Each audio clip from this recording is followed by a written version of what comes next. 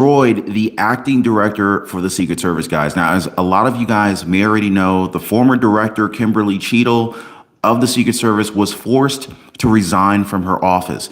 Now, this was due to the very embarrassing operation that they had out in Butler, Pennsylvania, where Donald Trump was almost assassinated. Now, the acting director, Ronald Rowe, seemingly lost all composure during Josh Hawley's questioning, which led to a massive shouting match between the two. Now, Ronald Rowe, he isn't new to this type of job. He's a 24-year veteran of the Secret Service, and he was also assigned to the Presidential Protective Detail during the Bush administration between 2004 and 2008. Now, again, this is not his first rodeo. By the way, guys, if you haven't already, hit the like button, subscribe to the channel, share this video. I appreciate you guys. Again, however, this is very concerning that Ron Rowe lost his cool there for a moment. I mean, the line of questioning from Josh Hawley here, it just kind of recounts the notable events that happened during the assassination or the attempted assassination of former President Donald Trump. In fact, the senator pushed about whether or not personnel have been fired because of this historical blunder to leave a building unmanned. I mean, come on, guys. Should this building have been left unmanned? I feel like, you know, my 10-year-old nephew who plays Call of Duty would know that you need to watch out for this building across the way. It's only 130 yards away. Comment down below, just write the word setup in the comments if you think that this was intentionally overlooked. You know what I'm saying? But again, this is a building that had a clear sight of Donald Trump from just a few hundred feet away. But anyway, guys, here's this very heated exchange between Josh Hawley, Senator Josh Hawley, and Ronald Rowe, who is the standing Secret Service director. Take a listen. They were protecting the principal, and I think the principal got shot. I understand that, sir. So do you think you might want to revise the protocol? Let me ask you this. Who is the lead site agent who made the decision to leave the AGR building completely outside of the security perimeter? Who was that? Senator, I cannot give you that name. This person is operational. They're still doing investigations. They're still doing protective visits. Have they been relieved of duty? Senator, they have not been relieved of duty. I know their name, by the way. Why have they not been relieved of duty? They are still cooperating, not only being interviewed by the FBI, but also by our Office of Professional Responsibility. And we will let the facts of the mission assurance and any further investigations play out. Isn't the fact that a former president was shot, that a good American is dead, that other Americans were critically wounded, isn't that enough mission failure for you to say that the person who decided that building should not be in the security perimeter probably ought to be stepped down? Senator, I think you're using the word decided, and I think we need to allow the investigation play out to include. Who did make the decision then? If it wasn't the lead site agent, who made the decision not to put that in the security perimeter? Senator, you're zeroing in on one particular agent. I want to find out exactly what was the entire decision process. So I think I want to be neutral and make sure that we get to the bottom of it and interview everybody in order to determine if there was more than one person who perhaps exercised bad judgment. Well, sure. My question is, why don't you relieve everybody of duty who made bad judgment? So yeah, you're right. I am zeroing in on somebody. I'm trying to find somebody who's accountable here. And you're telling me that the person who made the decision not to include this in the perimeter has not been relieved of duty. What about the person who's in charge of the interoperability of radio frequencies between local law enforcement and Secret Service? Has that person been relieved of duty? No, Senator, because interoperability is a challenge, is a greater challenge than just one person. On that day, we had a counterpart system. It failed spectacularly. As the person who made the decision to send Donald Trump onto stage, knowing that you had a security situation, has that person been relieved of duty? No, sir, they haven't. Has the person who decided not to pull the former president off of stage when you knew that, in your words, the locals were working a serious security situation, has that person been relieved of duty? No, sir. Again, Wow. Josh Hawley is clearly going for the jugular on this one. He absolutely wants someone's job. He wants someone to be fired. He wants multiple heads to roll here. This is a complete abomination of the Secret Service. This is an embarrassment across the nation. And this is on a worldwide stage. Other countries are watching this unfold here. And this is the Secret Service should be held to a much higher standard. There's no way that you accidentally let Donald Trump be in the line of fire. This is unacceptable. Not to include this in the perimeter has not been relieved of duty. What about the person who's in charge of the interoperability of radio frequencies between local law enforcement and Secret Service? Has that person been relieved of duty? No, Senator, because interoperability is a challenge, is a greater challenge than just one person. On that day, we had a counterpart system. It failed. Clearly. As the person who made the decision to send Donald Trump onto stage, knowing that you had a security situation, has that person been relieved of duty? No, sir, they haven't. Has the person who decided not to pull the former president off of stage when you knew that, in your words, the locals were working a serious security situation, has that person been relieved of duty? No, sir. Again, I refer you back to my original answer that we are investigating this through a mission assurance. And as opposed to zeroing in on one, what more do you need to investigate to know exactly what the decision-making process was? What more do you need to investigate to know that there were critical enough failures that some individuals ought to be held accountable? I mean, what more do you need to know? What I need to know is exactly what happened, and I need my investigators to do their job. And I cannot. A lot of people didn't do their jobs. I cannot put my thumb on the scale. Otherwise, what do you mean put your thumb on the scale? You're asking me, Senator, to completely make a rush to judgment about somebody failing. I acknowledge this was a failure of the Secret Service. Is it not prima facie that somebody has failed? A former president was shot. Sir, this could have been our Texas school book depository. I have lost sleep over that for the last 17 days, just like you have. Somebody to hold them accountable. I will tell you, Senator, that I will not rush to judgment, that people will be held accountable, and I will do so with integrity and not rush to judgment and put people unfairly persecuted. Unfairly persecuted? Unfairly, sir. We have to be able to have a proper investigation into this, Senator. You said All right, guys, I gotta ask you. So here you have Senator Hawley, Josh Hawley, and you have Ron Rowe, who's the acting Secret Service director. As you guys know, Kimberly Cheatle was recently fired, or she resigned, one of the two. Should people have already been fired, or is Ron Rowe, the current acting director of the Secret Service, correct? Like, should he allow these people to remain in their positions while this investigation goes on, even though there was actually a fatality that took place during the assassination attempt of Donald Trump? Let me know what you guys think on that one. I cannot put my thumb on the scale. Otherwise, what do you mean put your thumb on the scale?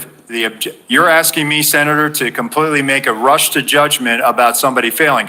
I acknowledge this was a failure of the Secret Service. Is it not prima facie that somebody has failed? A former president was shot. Sir, this could have been our Texas school book depository. I have lost sleep over that for the last 17 days, just like you have. Somebody to hold them accountable. I will tell you, Senator, that I will not rush to judgment, that people will be held accountable, and I will do so with integrity and not rush to judgment and put people unfairly persecuted. Unfairly persecuted? Unfairly, sir. We have to be able to have a proper investigation into this, Senator. You said earlier that you've got to make sure that your protocols are followed, and unless there's a protocol violation, people wouldn't be disciplined. I would just say to you, I don't really care that much about your protocols. I think if your protocols don't provide for the fact that when a former president is shot, when an American is killed, when other rally goers, innocent people who just showed up on the day, when they are shot at and critically wounded, if that isn't a protocol violation prima facie, you should revise your protocols. Senator, I think this is where you and I agree. This was a failure, and we will get to the bottom of it. Well, I hope you're going to do something about it. Let me ask you something else. Whoa, this is a massive roasting session, guys. Absolutely. I mean, I don't even know how they convinced Ronald Rowe to assume the role of the Secret Service director, because he knew by taking this role in the middle of an investigation that he would literally be attacked from day one. And this is literally what's happening. What's going on, folks, in the live? We got British Grade here, Egon Christie, Alice Lewis, Todd J. What's up, Keenan Ripon? What is going on, everyone?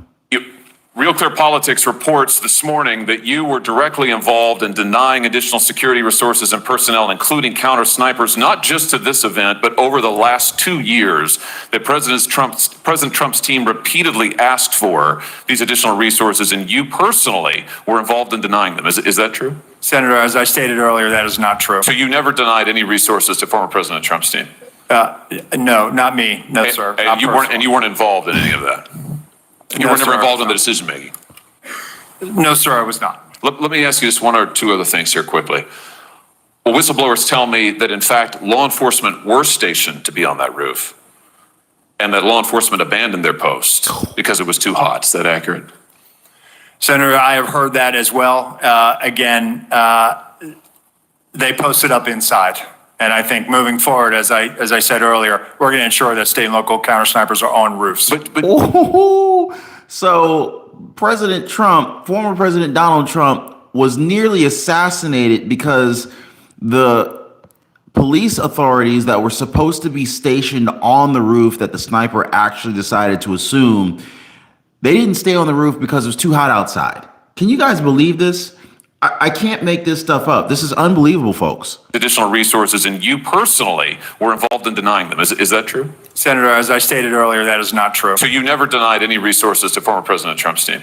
No, not me. No, sir. And you weren't involved in any of that? You were never involved in the decision making? No, sir, I was not. Let me ask you just one or two other things here quickly. Well, whistleblowers tell me that, in fact, law enforcement were stationed to be on that roof and that law enforcement abandoned their post because it was too hot. Is that accurate? Senator, I have heard that as well. Again, they posted up inside. And I think moving forward, as I said earlier, we're going to ensure that state and local counter snipers are on roofs. But do you know if someone was supposed to be on the roof? Do you know if someone was in fact? That's what the whistleblowers tells me. That may or may not be accurate. Do you know that to be the fact? Was somebody posted to the roof, local law enforcement or whomever? I do not know that to be a fact. Well, can I ask you why you don't know that? Again, Senator, we are looking at this, and they should have been on that roof. And the fact that they were in the building is something that I'm still trying to understand. I just want to express my frustration, Director, that 17 days or whatever it's been, that whistleblowers are telling us more than you are, and you don't know, you haven't ascertained if there was supposed to be law enforcement on the roof. That seems like a pretty basic fact. It's like, wow, 17 days into this investigation, and you would think that this guy would have had a lot more information to share. There's some basic ABC 1, 2, 3 details that should have already been discovered. This is almost 3 weeks ago now. Again, Senator, we are looking at this, and they should have been on that roof. And the fact that they were in the building is something that I'm still trying to understand. I just want to express my frustration, Director, that 17 days or whatever it's been, that whistleblowers are telling us more than you are, and you don't know, you haven't ascertained if there was supposed to be law enforcement on the roof. That seems like a pretty basic fact. I'm also told that local law enforcement suppliers offered the Secret Service drones, and you declined them. Is that true? So, Senator, one, I've been very transparent and forthcoming. Your agency has not been transparent and forthcoming, so please, let's not go there. I have been forthcoming, sir. That remains to be seen. You've been on the job a few days. So far, you've fired nobody. Now, the drones. Thank you, Were sir. you offered drones? Senator Hawley. So there was an offer to fly a drone on that day. And why did you deny it? Again, I think the ability of local law enforcement to provide an asset, we probably should have taken them up on it if it was all. Oh my God, this is horrible. This is absolutely ridiculous. Why would you just decline on free assets and resources to protect the president or the former president? So, but it's pretty good to see that Rowe wants to get all of this evidence that relates to the shooting. But of course, we can understand the frustration given that a former president, Donald Trump, was shot in the ear just recently, guys. I mean, a shot that could literally have changed the trajectory of the country for who knows how many years, right? And of course, this would be election interference on an uncalculable scale. And it wasn't just Josh Hawley that got into this heated argument with Ronald Rowe. In fact, Senator Ted Cruz also got into a heated debate with Ronald Rowe shortly thereafter. And yes, things got a little bit intense between the two. Ted Cruz, he asked about the number of agents Donald Trump had in Butler, Pennsylvania. He also wanted Rowe to confirm if the President Joe Biden would have actually had the same number of security personnel provided to him in a similar event. Now, Rowe answered that there was a huge difference since the sitting president would also have had the national command authority to call for a nuclear strike at any time, arguing that there are many different assets that travel with a sitting president who's residing in the White House. Now, Ted Cruz, on his end, he essentially wanted a specific number or at least a ballpark figure. Ultimately, things got very heated at this point, with the senators shouting, "Stop interrupting me," as Ronald Rowe tried to explain his case. He then confirmed to essentially provide a specific number for Cruz once he gets it. So anyway, he did not defend the Secret Service and their mistakes from July 13th. So we'll go ahead and make that very clear. He didn't do that. He instead did say that he was ashamed about what had happened. Now, again, we can't really blame 100%, we can't blame him for 100% of the failures here, because he only assumed this role shortly after Kimberly Cheatle ended up resigning. But he also confirmed that future events will be protected a lot better than this one was, citing that the DNC will be just as protected as the recent RNC was, where Donald Trump made a public appearance. But speaking of the DNC, it's expected that Kamala Harris will be representing their party, as she's like the only candidate in their party, as so at least according to the virtual roll call for the president, meaning that it's almost a surefire thing that the vice president is now their presidential nominee. So anyway, I did a previous video where I covered just where Kamala Harris stands at this point and how many people actually, and what a lot of people think of her policies and her as a person. You guys should definitely check that video out. But anyway, if you haven't already, hit the like button, subscribe to the channel. Thank you for sharing these videos, and I'll see you on the next one.